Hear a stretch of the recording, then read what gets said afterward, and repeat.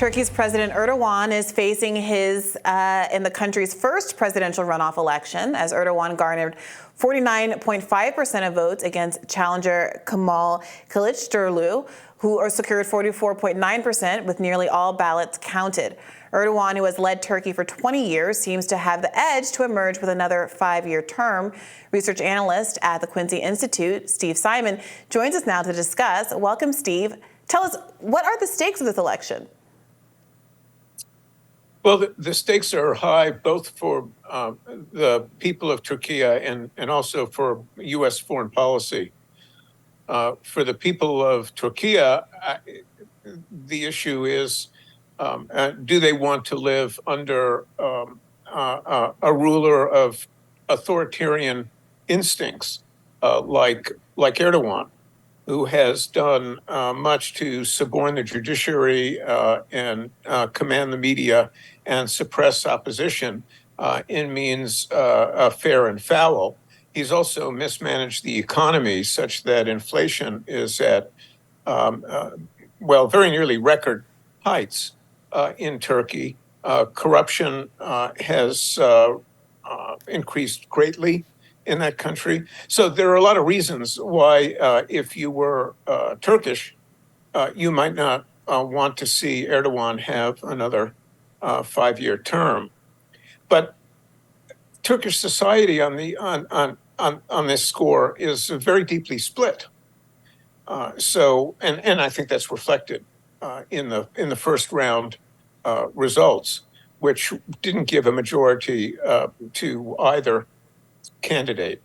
I think many Turks favor Erdogan in part because they're convinced by his very nationalistic rhetoric and by his religious instincts and the extent to which he identifies with his faith and claims to represent it, actually. So I think you've got a deeply split population, many of whom would like to see a change for, I think, personally speaking, good reasons.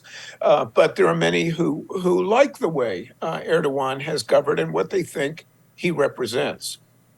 For U.S. foreign policy, Turkey has represented something of a foreign policy challenge in the past years, while Erdogan has been in charge of the Turkish state. Turkey is, as we know, a member of NATO, but it's been a very difficult and obstreperous member of that alliance under Erdogan's administration. And among other things, in this regard, Turkey has established closer relationships with countries like Russia, which, from a NATO perspective and the perspective of Washington, doesn't really serve U.S. or alliance interests. And in this regard, he has impeded the accession to NATO of two states that wished to join after the Russian-Ukrainian war began. The one is Finland. They finally made it in, but Sweden is currently still blocked by Turkey. So hence the stakes for the United States in this election. Do you think it's imprudent for Twitter to be blocking some content related to this election? I was sort of surprised to see that from Elon Musk, and I believe that was making the rounds earlier today. Yeah, I noticed that too. And it just it underscored the fundamental mystery of Elon Musk's values and priorities, and in fact, his very reasoning, because this would seem to run counter to a position that he's taken on freedom of speech on Twitter and political content. So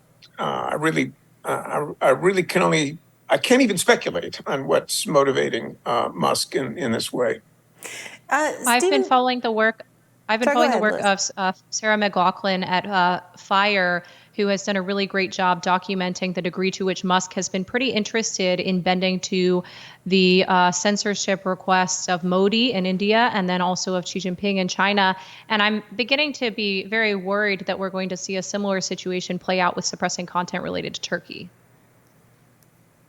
Look, that's quite possible, but the parties now have a little over a month, the, the two contending parties in Turkey, to appeal for votes, and I imagine that each side is going to do whatever it can to improve their respective positions before May 28th, the date of the runoff election. And among the tools that are available or to the government, first of all, is media manipulation, and whether or not Elon Musk tacitly cooperated or directly cooperated with Erdogan's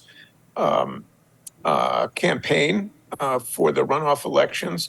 I think Erdogan's control over the Turkish media is so tight and so comprehensive that it's difficult to see what effect manipulation of Twitter content by Musk will make. It might have an effect on the margins, and that effect will probably run counter to Erdogan's opponent and his interests. But I think the key issue here is the way Erdogan has access to and control of Turkish media, irrespective of what Twitter does or doesn't do.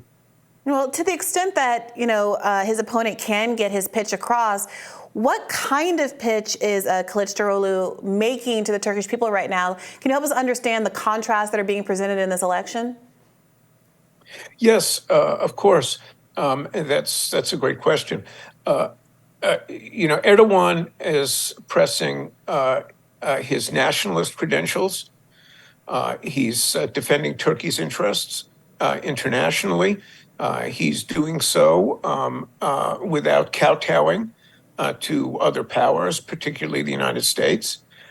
He's blamed the United States and the Biden administration for Turkey's difficulties, and he has accused the Biden administration of interfering in Turkish politics. And this nationalist approach to his campaign and the tone of his campaign finds resonant accord in Turkish society.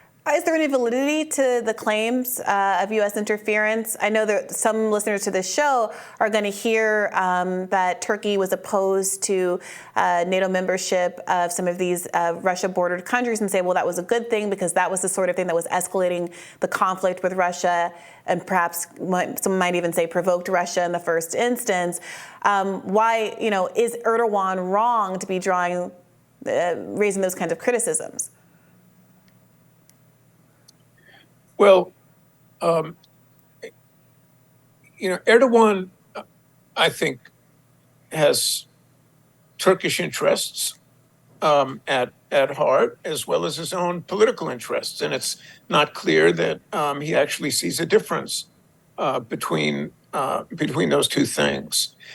From his perspective, blocking Sweden from accession to NATO was an extension of his concern over the stability of Turkish politics, because he claims that opponents of his rule in Turkey have found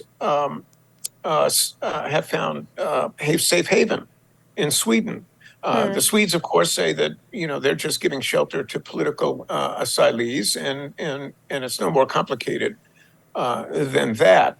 But it's a story that can easily be cast in a convincing way as a manifestation of Erdogan's commitment to protecting Turkish interests abroad.